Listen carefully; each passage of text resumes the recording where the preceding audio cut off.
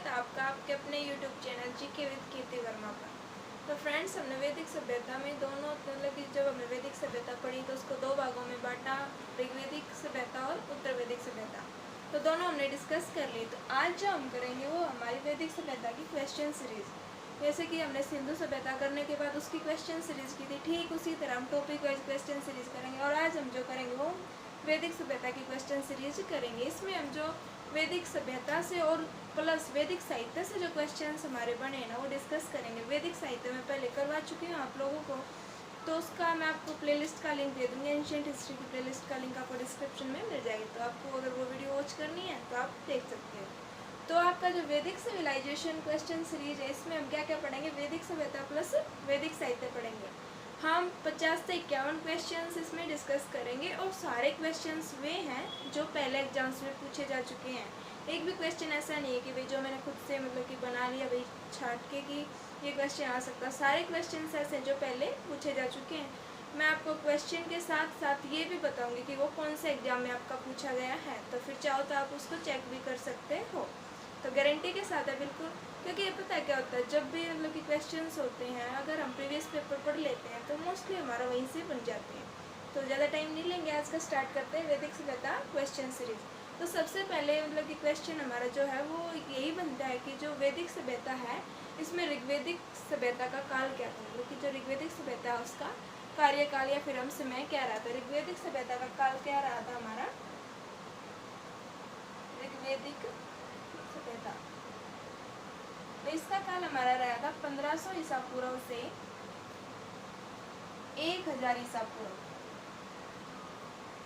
ये समय सीमा किसकी रही, आपकी ऋग्वैदिक सभ्यता की रही। ये क्वेश्चन कई बार एसएससी ने भी पूछा है और यूपीएससी ने भी पूछा है। तो यहीं से आपके मतलब कि जो इससे इंटर रिलेट जो क्वेश्चंस बनेंगे वो भी हम डिस्कस करेंगे। तो ऋग्वैदिक सभ्यता का क्या रहेगा, 1500 से 1000 ईसा पूर्व का काल रहेगा। इसके साथ आपसे अगर क्वेश्चन पूछ लिया जाए वैदिक सभ्यता का काल क्या रहेगा, तो वैदिक सभ्यता का टोटल काल क्या रहेगा आपका 1500 से 600 ईसा पूर्व का जो काल रहेगा वो आपकी वैदिक सभ्यता रहेगी। इसके साथ साथ अगर आपको उत्तर वैदिक काल का पूछ ले तो उत्तर वैदिक काल की समय सीमा आपकी क्या रहेगी, 1000 ईसा पूर्व से 600 ईसा पूर्व आपकी उत्तर वैदिक काल की समय सीमा रहेगी। तो आपका ऋग्वैदिक सभ्यता का जो काल है वो क्या रहेगा, 1500 से 1000 ईसा पूर्व तक का रहेगा। फिर जो नेक्स्ट क्वेश्चन पूछा गया था वो था आर्य शब्द का शाब्दिक अर्थ क्या है। आर्य शब्द, इसका शाब्दिक अर्थ क्या है। जब मैंने आपको ऋग्वैदिक काल को पढ़ाया था, वैदिक सभ्यता पढ़ाई थी, तब भी मैंने आपको बताया था आर्य शब्द का अर्थ क्या है, श्रेष्ठ और कुलीन। क्या है इसका अर्थ, श्रेष्ठ और कुलीन। इसके अलावा इसको उत्तम भी बोला गया है, इसका अर्थ क्या है, एक उत्तम भी बोला जाता है। तो ये क्वेश्चन कहाँ पूछा गया, ये आपका क्वेश्चन पूछा गया था, यूपीएससी ने पूछा था, 2 बार पूछ लिया ये क्वेश्चन अब तक। 2009 के एग्जाम्स में भी पूछा था, 2013 के प्रीलिम्स में भी ये क्वेश्चन पूछा गया था कि आर्य शब्द का अर्थ क्या है। तो आर्य शब्द का अर्थ क्या रहेगा आपका, श्रेष्ठ और कुलीन रहेगा। फिर जो नेक्स्ट क्वेश्चन पूछा गया था वो था कि किस नस्लीय फसल का ज्ञान वैदिक आर्यों को नहीं था। किस नस्लीय फसल का ज्ञान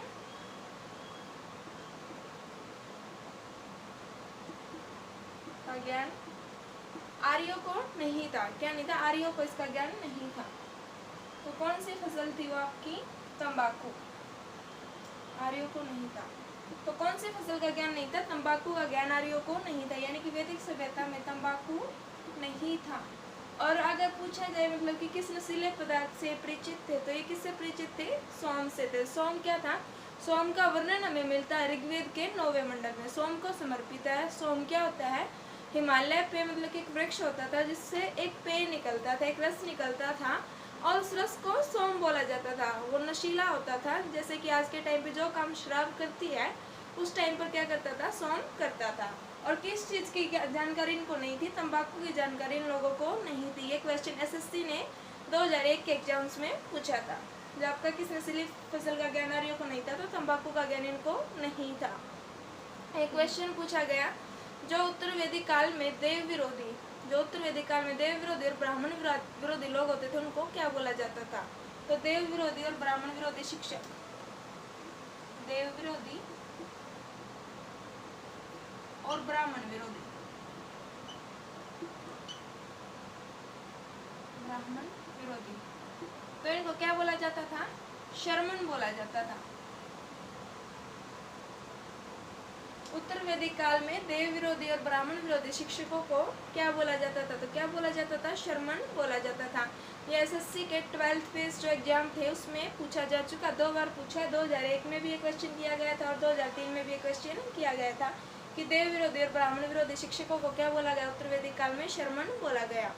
तो वैदिक गणित का मुख्य अंग क्या? जो नेक्स्ट क्वेश्चन हमारा वो क्या रहेगा आपका? वैदिक गणित का मुख्य अंग क्या है?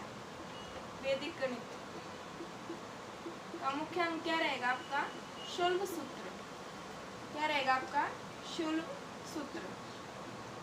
ये आपका वैदिक साहित्य से, ये क्वेश्चन आपका किससे है? वैदिक साहित्य से है। तो शुल्ब सूत्र आपका क्या रहेगा? वैदिक गणित का मुख्य अंग रहेगा। ये क्वेश्चन पूछा है, यूपीएससी ने भी पूछा और बीपीएससी ने भी क्वेश्चन किया है। तो आपका इसको पता रहना चाहिए वैदिक गणित का मतलब कि मुख्य अंग क्या रहेगा? शुल्ब सूत्र रहेगा। एक क्वेश्चन पूछा गया वेदों की संख्या कितनी है? तो बहुत ही जनरल सा क्वेश्चन था।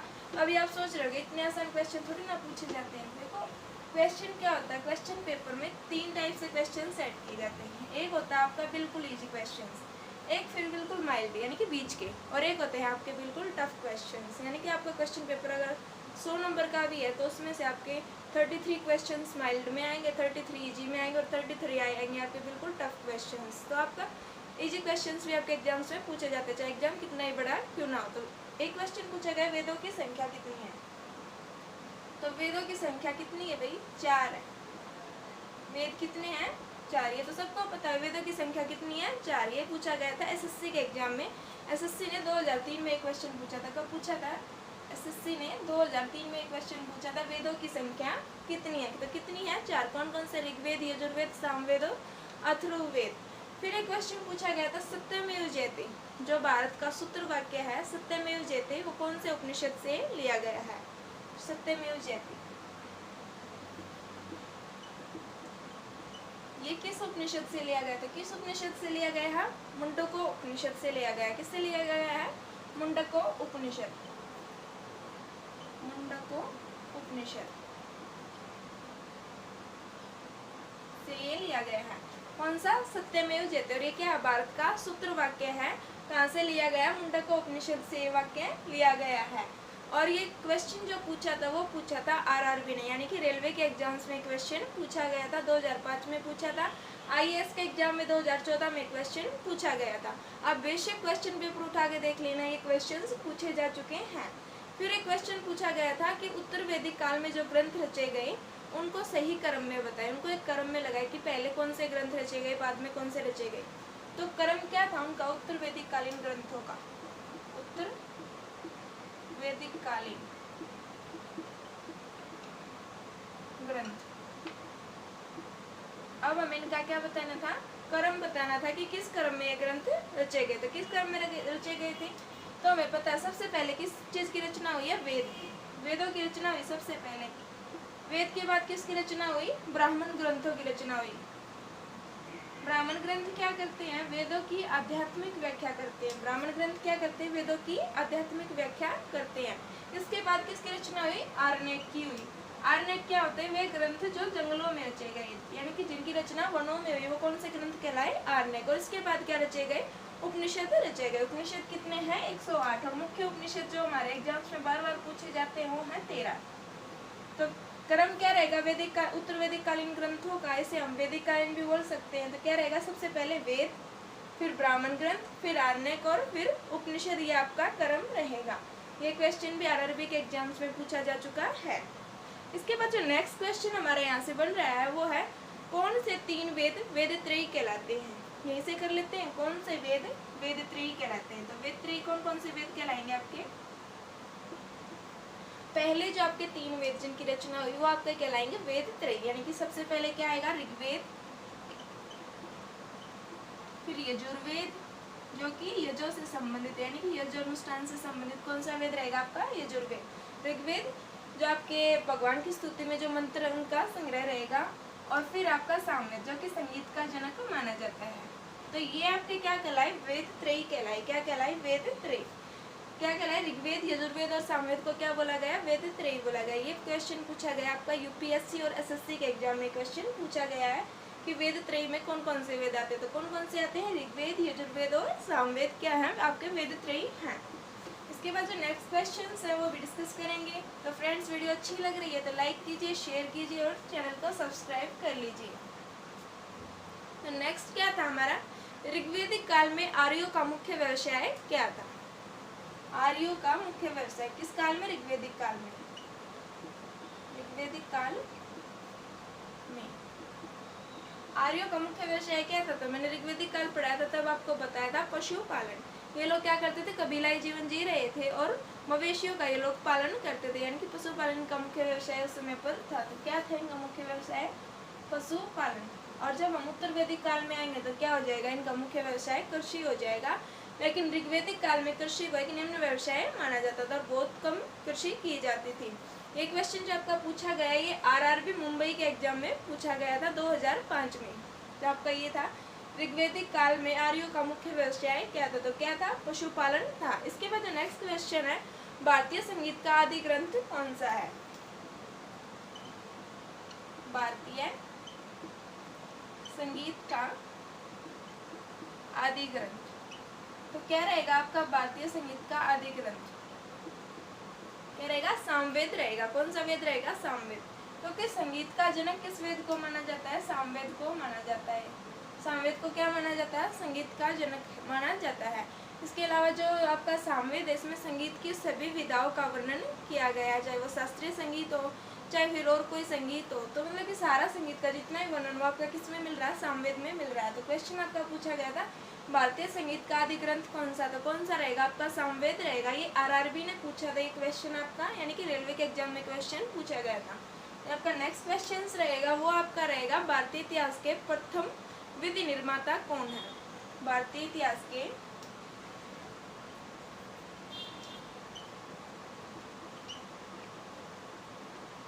प्रथम विधि निर्माता। और ये क्वेश्चन मैंने भी फर्स्ट टाइम ही पढ़ा जब मैंने ये क्वेश्चंस रीड किए थे तब। तो भारतीय इतिहास के प्रथम विधि निर्माता कौन रहेंगे? मनु रहेंगे। कौन? महाराजा मनु रहेंगे। मनु। और मनु ने किसकी रचना की थी? मनुस्मृति की रचना की थी। मनु ने किसकी रचना की थी? मनुस्मृति। और मनुस्मृति क्या था? आपका पहला स्मृति ग्रंथ रहेगा। मनुस्मृति आपका क्या रहेगा? पहला स्मृति ग्रंथ रहेगा।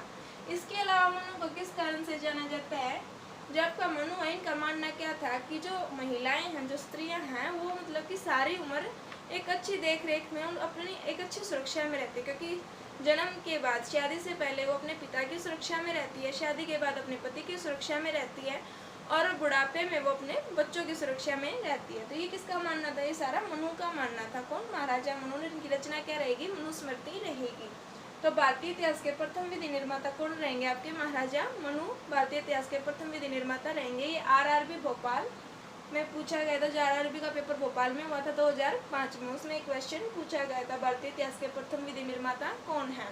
एक क्वेश्चन फिर जो नेक्स्ट था कि कृष्ण भक्ति का प्रथम व प्रधान ग्रंथ कौन सा है? कृष्ण भक्ति का तो ये तो सबको पता है का प्रथम व प्रधान ग्रंथ तो कौन सा रहेगा आपका?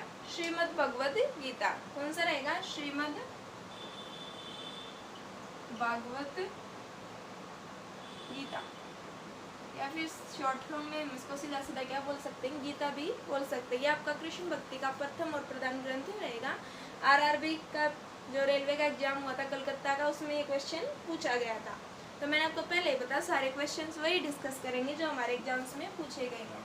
इनमें आपके मोस्टली क्वेश्चंस जो हैं एसएससी, आरआरबी और यूपीएससी के एग्जाम्स में पूछे गए हैं। इसके अलावा जो बिहार के स्टेट एग्जाम हैं, झारखंड के स्टेट एग्जाम्स हैं, उनमें भी ये क्वेश्चंस डिस्कस किए गए हैं। फिर जो नेक्स्ट क्वेश्चन था वो है ऋग्वेद में संपत्ति का मुख्य जो रूप था वो क्या था?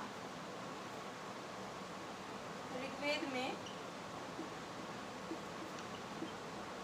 संपत्ति का मुख्य रूप तो क्या था? वो था आपका गाय। क्या था? गाय। गोधन भी इसको हम बोल सकते हैं और वैसे हम इसको गाय भी बोल सकते हैं। गाय को क्या माना जाता था? अघन्य माना जाता है, यानी कि जिसको ना मारा जाए, पवित्र माना जाता था। ऋग्वेद में संपत्ति का मुख्य रूप क्या था आपका? गाय था। ये आरआरबी गोरखपुर यानी कि यूपी के पेपर में पूछा गया था, रेलवे के एग्जाम में पूछा गया था क्वेश्चन। ऋग्वेद में संपत्ति का मुख्य रूप क्या था? गाय थी। फिर एक क्वेश्चन पूछा गया पुराणों की संख्या कितनी है? पुराणों की संख्या कितनी है?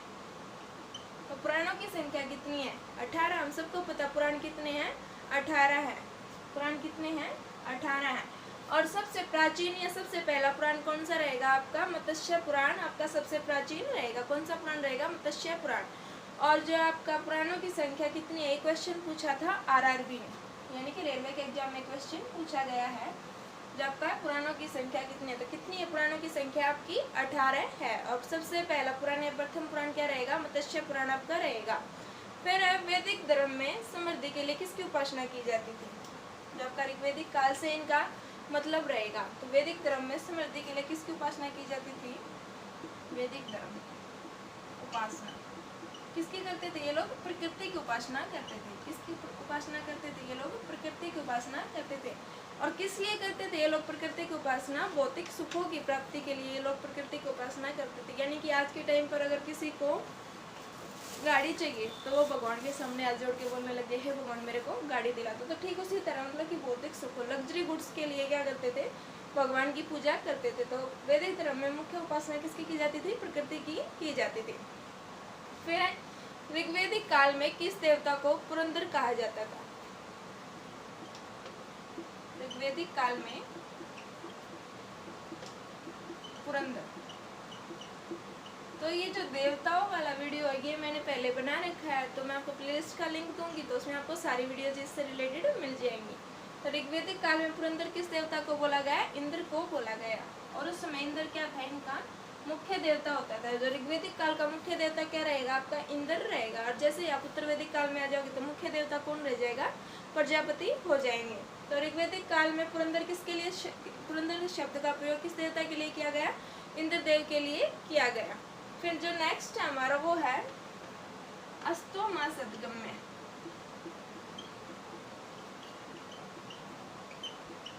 जो आपका वाक्य है अस्तोमा सदगम्य, ये कहाँ से लिया गया है? तो कहाँ से लिया गया है आपका ये वाक्य अस्तोमा सदगम्य? ये लिया गया आपका ऋग्वेद से। कहाँ से लिया गया है? अस्तोमा सदगम्य जो वाक्य है वो आपका ऋग्वेद से लिया गया है। ये आरआरबी मुंबई में क्वेश्चन पूछा गया था। जो रेलवे का एग्जाम मुंबई में हुआ था उसमें एक क्वेश्चन पूछा था कि अस्तोमा सदगम्य ये कहाँ से लिया गया? तो कहाँ से लिया गया? ऋग्वेद से लिया गया है। फिर जो नेक्स्ट क्वेश्चन है, ऋग्वेद का कौन सा मंडल सोम को समर्पित है? देखो मैंने पहले ही बताया था ये क्वेश्चन पूछा जाता है। तो ऋग्वेद का कौन सा मंडल सोम को समर्पित है? तो सोम को समर्पित कौन सा मंडल रहेगा आपका? सोम को समर्पित ये आपका नौवां मंडल। नौवां मंडल। ऋग्वेद में कुल मंडल कितने रहेंगे आपके? 10 मंडल रहेंगे। और नौवां मंडल किसको समर्पित रहेगा? सोम को रहेगा। और सोम को वनस्पतियों का देवता भी माना जाता था। वैदिक काल में सोम को क्या माना जाता था? वनस्पतियों का देवता माना जाता था। इसके अलावा जो है, जो आपका सोम है, ये मैंने पहले ही बताया था, हिमालय पे एक वृक्ष होता था, उससे जो पेड़ निकलता था उसको क्या बोलते थे? सोम बोलते थे। फिर जो नेक्स्ट क्वेश्चन है वो है हमारा कि आर्य भारत में सबसे पहले कहाँ आकर बसे? हमें पता है कि आर्य भारत के मूल निवासी तो थे नहीं, तो वो बाहर से आए थे। तो बाहर से आए थे तो सबसे पहले भारत में किस जगह पर आकर बसे? आर्यन भारत में सबसे पहले कहाँ बसे? कहाँ बसे? तो कहाँ बसे? जब मैंने आपको मैप करवाया था तब भी बताया था। तो कहाँ बसे थे? पंजाब में बसे थे। पंजाब इनका मुख्य संकेंद्रण रहेगा आर्यों का। तो कहाँ बसे थे? पंजाब में। और उसमें पंजाब को क्या बोला जाता था? सप्त सिंधु प्रदेश इसको बोला जाता था। क्या बोला जाता था? सप्त सिंधु प्रदेश, यानी कि 7 नदियों का समूह इसको बोला जाता था। तो जो आपकी सिंधु सभ्यता थी उसका भी मुख्य केंद्र क्या रहेगा? पंजाब रहेगा। और वैदिक सभ्यता का मुख्य केंद्र क्या रहेगा? आपका पंजाब ही रहेगा। तो आर्य भारत में सबसे पहले कहाँ कर बसे थे? पंजाब में आकर बसे थे। ये क्वेश्चन आपका आरआरबी इलाहाबाद के पेपर में पूछा गया था। इसके बाद जो नेक्स्ट है, दशराज युद्ध का वर्णन ऋग्वेद के किस मंडल में है? दशराज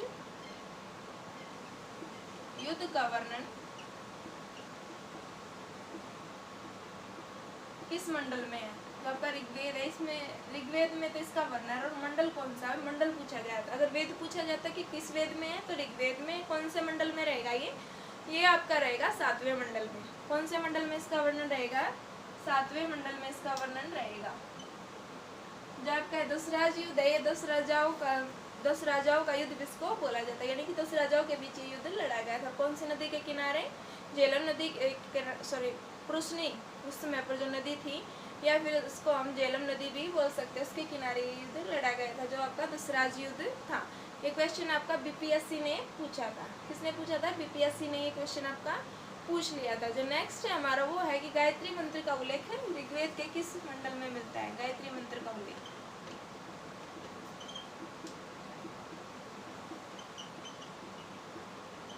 किस मंडल में मिलता है? किस मंडल में मिलता है? तीसरे मंडल में। गायत्री मंडल की रचना ऋग्वेद के किस मंडल में हुई? तीसरे मंडल में इसकी रचना हुई। और इसके रचनाकार कौन रहेंगे? महर्षि विश्वामित्र इसके रचनाकार रहेंगे। कौन रहेंगे? महर्षि विश्वामित्र। और गोत्र विशेष के ऋषि रहेंगे। जो आपका ऋग्वेद का दूसरे से 7वां मंडल रहेगा, ये गोत्र विशेष के ऋषियों को समर्पित रहेगा, क्योंकि इन मंडलों की रचना किसने की थी? गोत्र विशेष के ऋषियों ने की थी। तो गायत्री मंत्र का उल्लेख कहाँ मिलता है? हमें तीसरे मंडल में मिलता है। और ये क्वेश्चन पूछा गया आपका बीपीएससी के एग्जाम में पूछा गया था। किस एग्जाम में पूछा गया था? बीपीएससी के एग्जाम में क्वेश्चन आपका पूछा गया था कि गायत्री मंत्र का उल्लेख कहाँ मिलता है। फिर नेक्स्ट क्वेश्चन पूछा गया था, वो था योग दर्शन के प्रतिपादक कौन है? योग के प्रतिपादक भी हम इसको बोल सकते हैं, या फिर योग दर्शन के प्रतिपादक भी बोल सकते हैं। तो योग दर्शन के प्रतिपादक आपके कौन रहेंगे? महर्षि पतंजलि रहेंगे। महर्षि पतंजलि। तो पतंजलि को तो आप वैसे भी याद कर सकते हो, योग गुरु। जो रामदेव है, उनकी जो कंपनी है, स्वदेशी कंपनी, जो प्रोडक्ट्स हैं, वो किसके नाम से? पतंजलि के नाम से ही हैं। तो पतंजलि क्या थे? योग गुरु थे। पहले योग गुरु भी हम इसको बोल सकते हैं बात के। तो योग दर्शन के प्रतिपादक भी आपके कौन रहेंगे? महर्षि पतंजलि रहेंगे। ये यूपीपीएससी के एग्जाम में ये क्वेश्चन पूछा जा चुका है, आपका योग दर्शन के प्रतिपादक कौन है। फिर जो नेक्स्ट है, आरंभिक वैदिक साहित्य में सबसे ज्यादा वर्णित नदी कौन सी है? वैदिक साहित्य में सबसे ज्यादा वर्णित नदी कौन सी है? और ये नदी सबसे पवित्र भी मानी गई है आपकी वैदिक सभ्यता में। वैदिक साहित्य में सर्वाधिक वर्णित नदी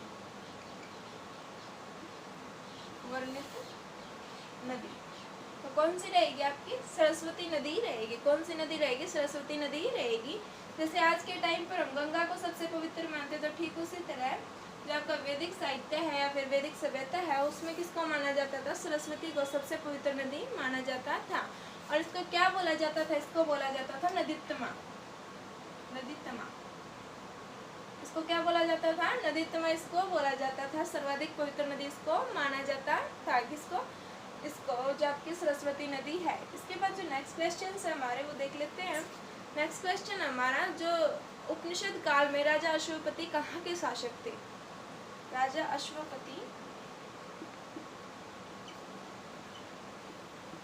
कहाँ के शासक थे?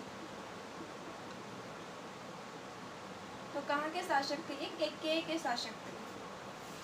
केके। और केके उस समय किसको बोला जाता था? आपको शायद पता हो, केके उस समय अफगानिस्तान को बोला जाता था। जो राजा दशरथ की पत्नी केके थी, उनका संबंध किससे था? केके देश से उनका संबंध था। और उस समय अफगानिस्तान को क्या बोला जाता था? केके बोला जाता था। तो अब हम समझ सकते हैं कि भारत अफगानिस्तान के संबंध कितने पुराने हैं, बहुत पुराने संबंध रहेंगे। तो राजा अश्वपति कहाँ के शासक थे? केके के। और किस काल में? उपनिषद काल में ये वहाँ के शासक थे। ये क्वेश्चन पूछा गया, यूपीएससी ने पूछा 1999 में प्रीलिम्स में क्वेश्चन पूछा। यूपीएससी ने ये क्वेश्चन पूछा है 1999 में क्वेश्चन पूछा, जो प्रीलिम्स होता है उसमें। इसके बाद जो नेक्स्ट क्वेश्चन है हमारे, वो है यम नचिकेता संवाद का वर्णन किस उपनिषद में है? यम नचिकेता संवाद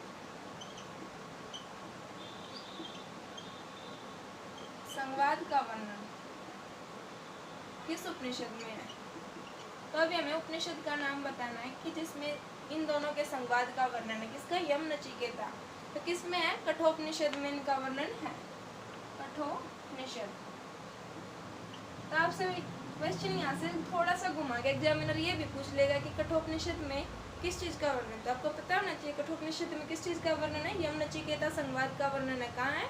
कठोपनिषद में। क्वेश्चन पूछा गया, यूपीएससी द्वारा 2 बार पूछा 1997 के प्रीलिम्स में भी पूछा और 1999 के प्रीलिम्स में भी एक क्वेश्चन पूछा गया। यम नचिकेता संवाद का वर्णन कहाँ है? कठोपनिषद में इसका वर्णन किया गया है। इसके बाद जो नेक्स्ट क्वेश्चन है कि वैदिक काल में काबुल नदी की जो स्थान है कहाँ निर्धारित किया गया है? जो काबुल नदी है उसका स्थान कहाँ निर्धारित किया है वैदिक काल में?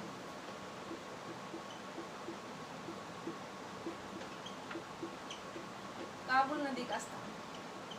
तो देखो इसको याद करना वैसे भी इजी है और आप तुक्का भी लगा सकते हो अगर इसका नहीं पता। तो काबुल क्या है? आपके आज के टाइम पर अफगानिस्तान की राजधानी क्या है? काबुल है। तो काबुल नदी का स्थान क्या रहेगा आपका? अफगानिस्तान ही तो रहेगा उस समय पर भी। तो काबुल नदी का स्थान क्या माना गया आपका? अफगानिस्तान माना गया। जो आपकी वैदिक काल में काबुल नदी का स्थान क्या माना गया? अफगानिस्तान माना गया। यूपीएससी ने 1999 के पेपर में पूछा था। इसके बाद जो नेक्स्ट क्वेश्चन है वो है कि भारत में किस तरह की खुदाई से लौह धातु के प्रमाण हमें प्राप्त हुए हैं? लोहे के साक्ष्य में कहाँ से प्राप्त हुए हैं? यानी कि भारत में। तो कहाँ से प्राप्त हुए हैं हमें लोहे के साक्ष्य? लोहे के साक्ष्य ये प्राप्त हुए हैं हमें अतंजारी खेड़ा। अतंजारी खेड़ा से। थोड़ा सा अजीब नाम है लेकिन याद हो जाएगा एक दो बार पढ़ोगे तो लोहे के साक्ष्य में कहाँ से प्राप्त हुए हैं? अतंजारी खेड़ा से हमें प्राप्त हुए हैं। ये क्वेश्चन पूछा है यूपीएससी ने 1999 में। देखो अभी जो हमारे क्वेश्चंस हैं ये सारे के सारे पूछे जा चुके हैं। मोस्टली जो आपके क्वेश्चंस हैं वैदिक सभ्यता के बजाय आपके साहित्य से बनते हैं। जो आपका वैदिक साहित्य उससे आपके ज़्यादातर क्वेश्चंस बनते हैं। तो साहित्य मैंने पहले करवा रखा है तो आप वो वीडियो ज़रूर वॉच कीजिएगा, क्योंकि जो बोर्ड पे करवाया जाता है वो मैंने आपको नोट्स में से करवाई है। उसमें एक एक चीज़ बिल्कुल क्लियर आपको करवा दी गई है। आपका कोई भी क्वेश्चन बाहर से नहीं है। तो नेक्स्ट क्वेश्चन है वो हमारा किस वेद का संकलन ऋग्वेद पर आधारित है? किस वेद का संकलन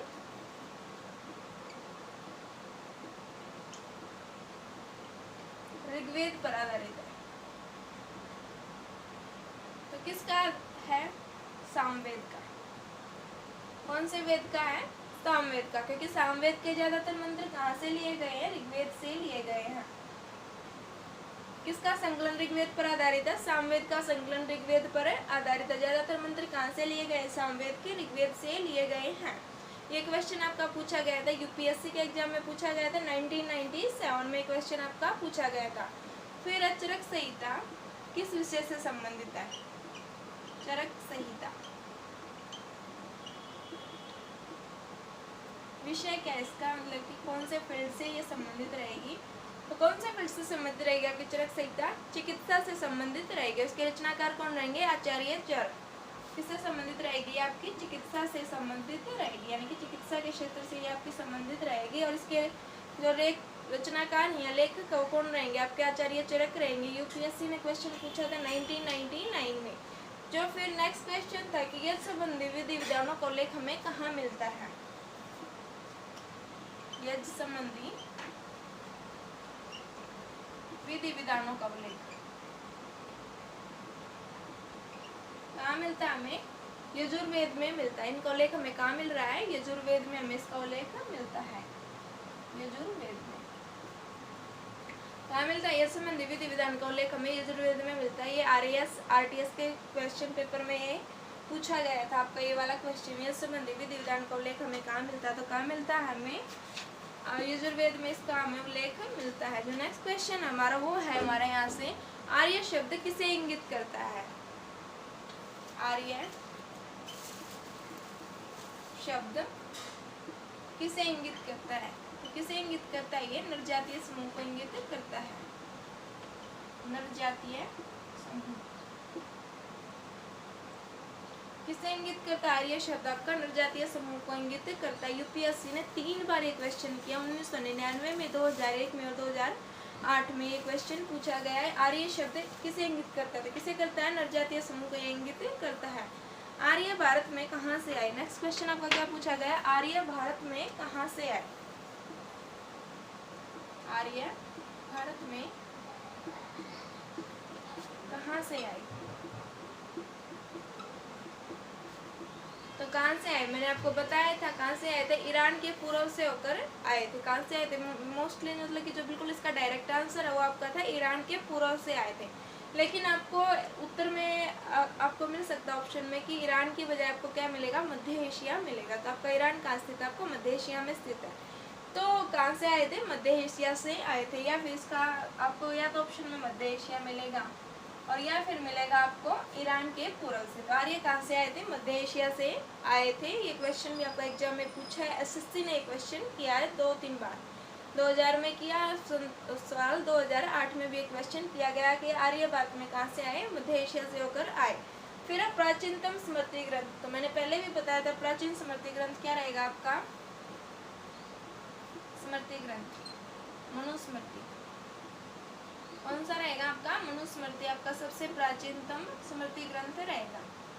कौन सा रहेगा, मनुस्मृति। ये क्वेश्चन आपका पूछा जा सकता है, आरएएस आरटीएस के एग्जाम में क्वेश्चन पूछा गया था, जो प्राचीन स्मृति ग्रंथ कौन सा है।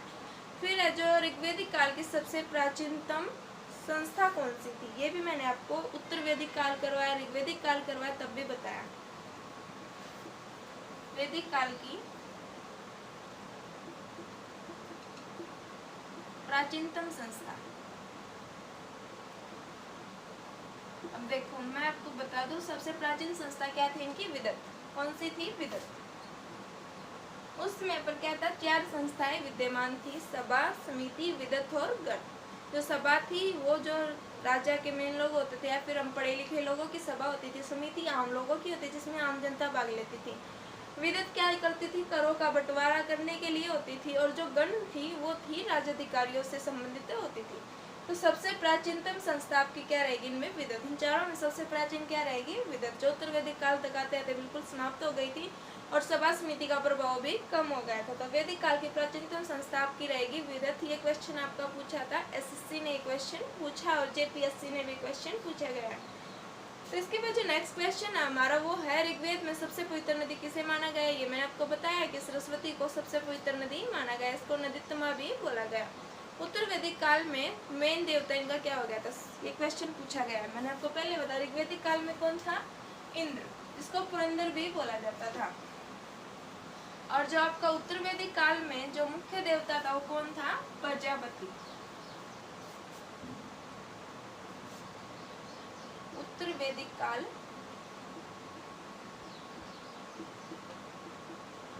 मुख्य देवता कौन सा था, प्रजापति। और यहीं से क्वेश्चन है कि भाई अथर्ववेद में वर्णन किया गया जो सभा और समिति थी, जो इनकी 2 संस्थाएं थी वो क्या थी, प्रजापति की 2 पुत्रियां थी, कौन, सभा और समिति। तो उत्तर वैदिक काल के मुख्य देवता आपके क्या रहेंगे, प्रजापति रहेंगे। एसएससी ने 2 बार एग्जाम में पूछ लिया, 1998 में पूछा था एक बार, 2012 में क्वेश्चन पूछा गया था।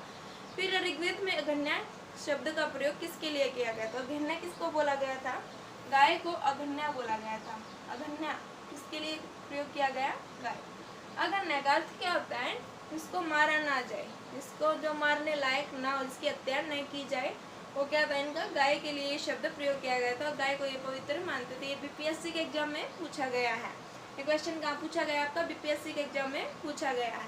फिर क्वेश्चन पूछा गया गायत्री मंत्र की रचना किसने की। तो गायत्री मंत्र की रचना किसने की, मैंने आपको बताया था पहले भी। गायत्री मंत्र की रचना किसने की, विश्वामित्र ने इसकी रचना की थी। किसकी, गायत्री मंत्र की किसने की थी, विश्वामित्र ने। और किस मंडल में इसका उल्लेख है, 3रे मंडल में इसका उल्लेख है। किस वेद के, ऋग्वेद के। क्वेश्चन पूछा गया एसएससी और आरटीएस के एग्जाम में। किसमें, एसएससी और आरटीएस के एग्जाम में क्वेश्चन पूछा जा चुका आपका है। तो अवेस्ता किस क्षेत्र से संबंधित है, क्वेश्चन आपका पूरा कुछ इस तरह से, ऋग्वेद और अवेस्ता में समानताएं हैं। तो अब आप बताओ कि भाई अवेस्ता किस क्षेत्र से संबंधित है। तो अवेस्ता किस क्षेत्र से संबंधित रहेगा आपका, अवेस्ता का पूरा नाम आपका रहेगा जिंदावेस्ता। ये क्या आपका ग्रंथ है, पवित्र ग्रंथ। और कहाँ का है ये, ईरान का। तो इसका संबंध किससे रहेगा, ईरान से इसका संबंध रहेगा। किसका, अवेस्ता का संबंध किससे रहेगा, ईरान से रहेगा। और जो जिंदावेस्ता ग्रंथ है यही हमें बताता है कि यार ये ईरान के पूर्व से होकर आए थे और भारत में आकर ये लोग बसे थे। और इसके अलावा बोगज को ये भी, जिसको हम एशिया माइनर बोलते हैं, उससे म्यारियों के ईरान के पूर्व से आने का मतलब कि वर्णन हमें प्राप्त होता। तो अवेस्ता का संबंध कहाँ से रहेगा आपका, ईरान से इसका संबंध रहेगा। यूपीएससी ने 3 बार इसको पूछा है। 1994 में पूछा, 2003 में पूछा, फिर 2011 में इस क्वेश्चन को पूछा है। तो क्वेश्चन मोस्ट इम्पोर्टेंट आपका रहेगा। तो फिर अब विश्व का प्रथम प्रमाणिक ग्रंथ कौन सा है? विश्व के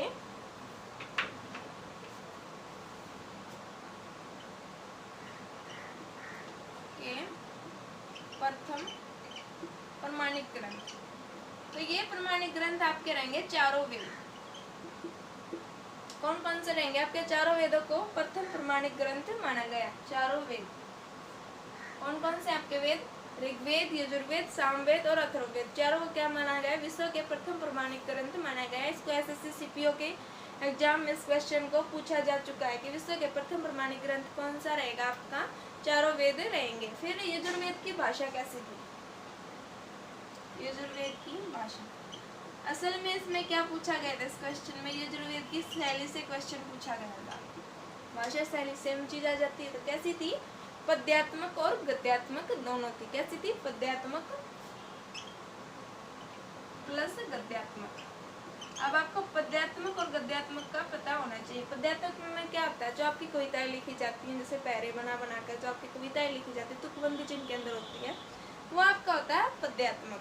और जो आपका गद्यात्मक होता है, उसमें अगर हम आज के टाइम में लेंगे, जो आपके निबंध होते हैं, उपन्यास होती हैं, कहानियाँ होती हैं, जो भी चीज़ें होती हैं, ये क्या होती है? आपकी गद्यात्मक होती है। तो आपका जो यजुर्वेद है, ये ऐसा वेद था और कोई वेद ऐसा नहीं था जिसमें गद्यात्मक और पद्यात्मक दोनों शैली प्रयोग की गई हैं। बाकी वेदों में कौन सी शैली थी? पद्यात्मक शैली प्रयोग की गई थी, लेकिन गद्यात्मक शैली का प्रयोग सबसे पहले किस वेद में किया गया? यजुर्वेद में किया गया। ये क्वेश्चन आपका आरएएस आरटीएस के एग्जाम में पूछा जा चुका है कि यजुर्वेद की भाषा शैली कैसी रहेगी आपकी? पद्यात्मक व गद्यात्मक रहेगी। फिर क्वेश्चन पूछा जाता है कि किस ऋषि ने दक्षिण भारत का आर्यकरण किया? ये क्वेश्चन मोस्ट इम्पोर्टेंट आपका रहेगा। किस ऋषि ने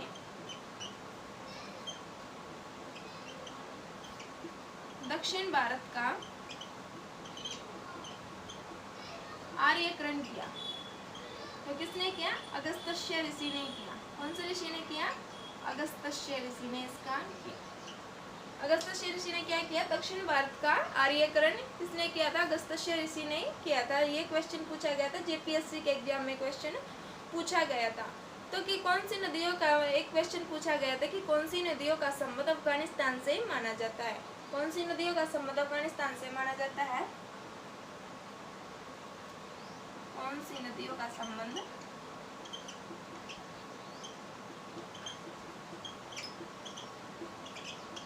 अफगानिस्तान से माना जाता है? तो कौन सी रहेंगी आपकी? कुब्रा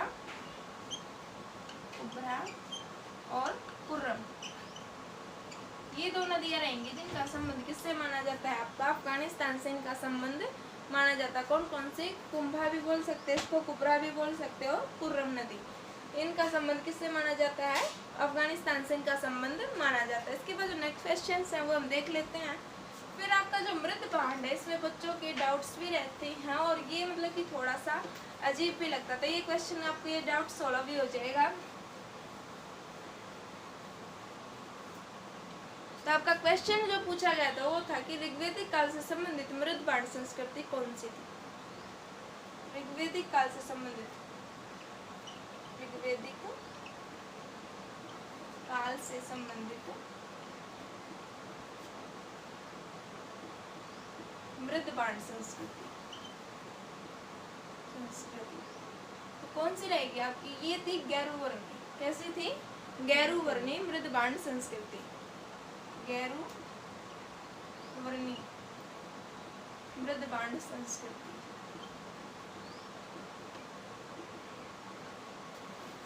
अब आप बोलोगे जब मैंने ये टॉपिक करवाया वैदिक सभ्यता का, तो मैंने तो चित्रित दूषण मृत भांड बोला था। तो ये जो आपका ऋग्वेदिक काल है, देखो ध्यान दो, ऋग्वेदिक काल में कैसी थी? गैरुवर्णी मृत भांड संस्कृति थी। लेकिन जब हम उत्तर वैदिक काल की बात करेंगे तो तब कौन सी थी आपकी? चित्रित धूसर मृद भांड संस्कृति थी। कौन सी थी? उत्तर वैदिक काल में, उत्तर वैदिक काल में कौन सी रहेगी आपकी? चित्रित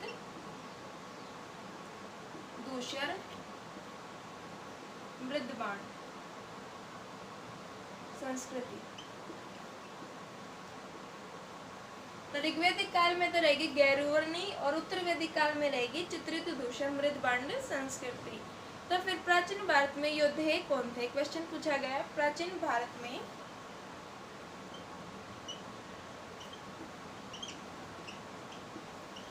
योद्धे कौन थे?